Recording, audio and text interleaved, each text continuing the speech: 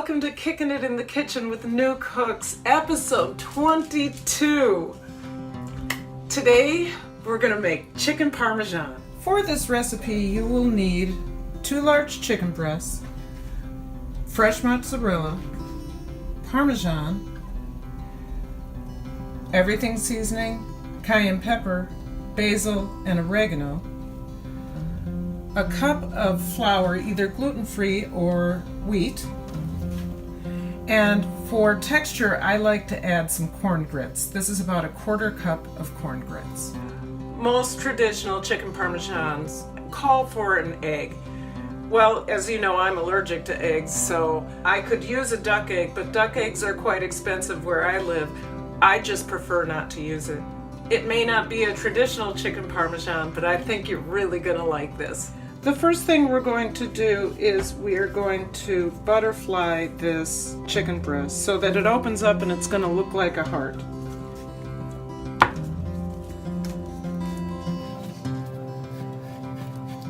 Now my chicken breast is slightly frozen because it makes it more manageable to cut. There we go. And I'm gonna go ahead and leave that just like that. We'll have 2 halves that look like 2 big pieces of. Here we go.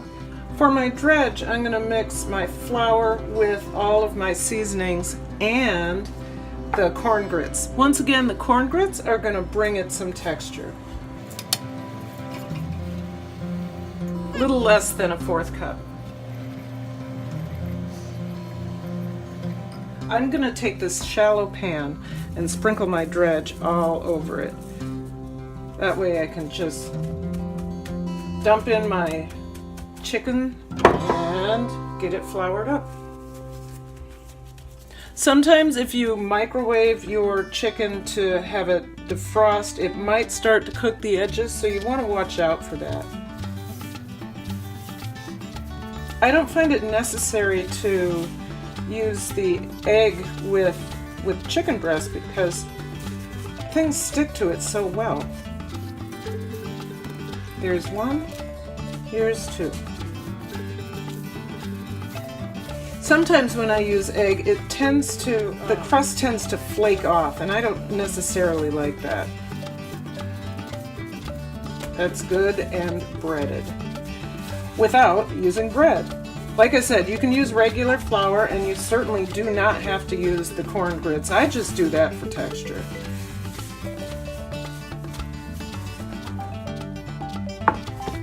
Another thing you're gonna need is a red sauce.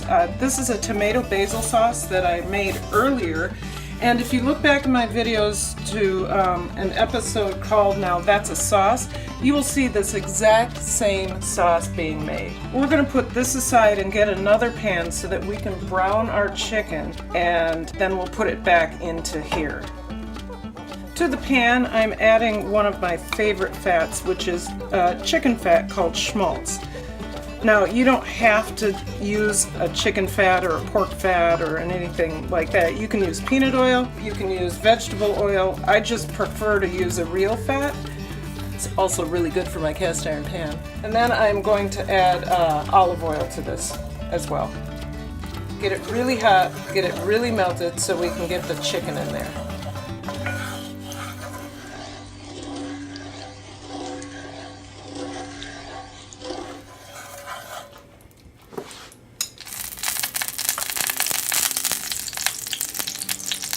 It's about 2½ tablespoons of olive oil with 2 tablespoons of fat. Let's test a little bit of this out. Not quite yet. Really need to see a sizzle of that. It's getting there. Yeah, okay. I shook off any excess flour.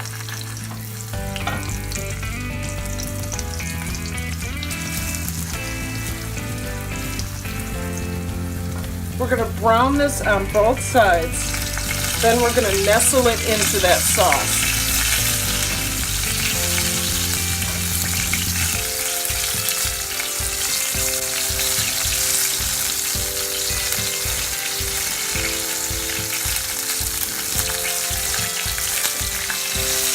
that looks good. Should probably turn that down.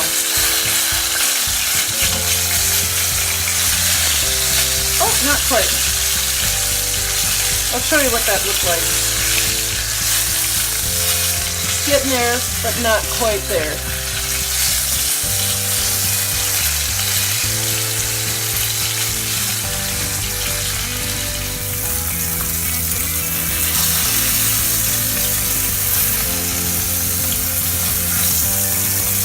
Oh, that's good.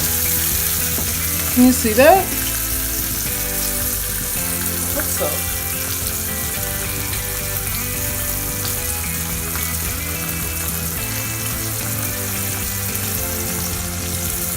It's kind of funny. It's starting to look like an octopus. This one looks like it wanted to be a heart.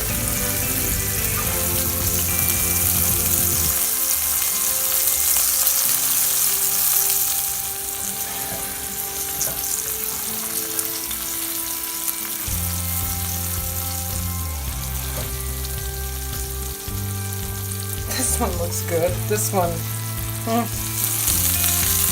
Okay, we've really got some good color on that. What we're going to do is move this pan aside, bring the sauce back, and we're going to nestle these into the sauce.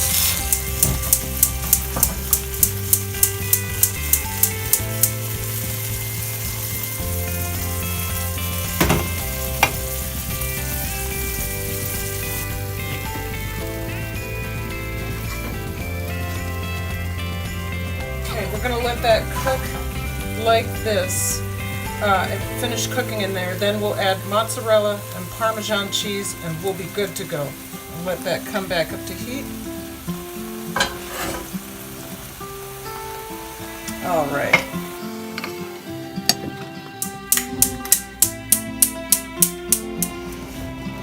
Troy and I like to have our chicken Parmesan over a bed of spinach rather than pasta, because I don't necessarily like gluten-free pasta unless I've made it, and today I haven't made any. Before you put the spinach in, I use about 2 tablespoons of butter.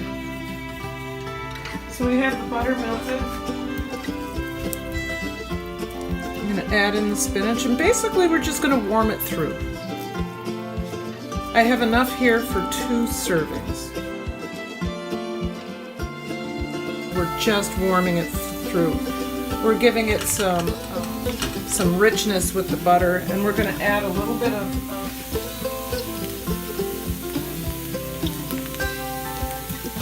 there we go.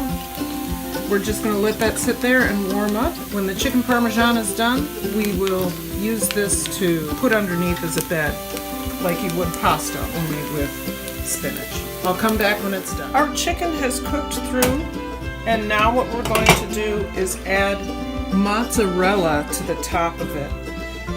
Pieces of chicken are pretty big, so I'm going to put a couple on each. Save some for Troy and I to eat. I'm going to put the lid back on and we're going to let this melt, and then we'll put the Parmesan on and we'll be good to go. Okay, now that's what I'm talking about. Look how that's melted. That's beautiful. Now for the second part, the Parmesan cheese. You know what? We're going to do this a little easier. And I say you can never have too much Parmesan. Oh, that's going to be delicious. Okay. Oh, there we go. That looks extra delicious. Looks like the Parmesan is melted quite nicely. Let's go ahead and plate this up. Well, there you have it. How's that look to you? I am not going to take the bite shot because I'm going to bring this right to my husband. I hope you get an opportunity to try this dish. It is delicious.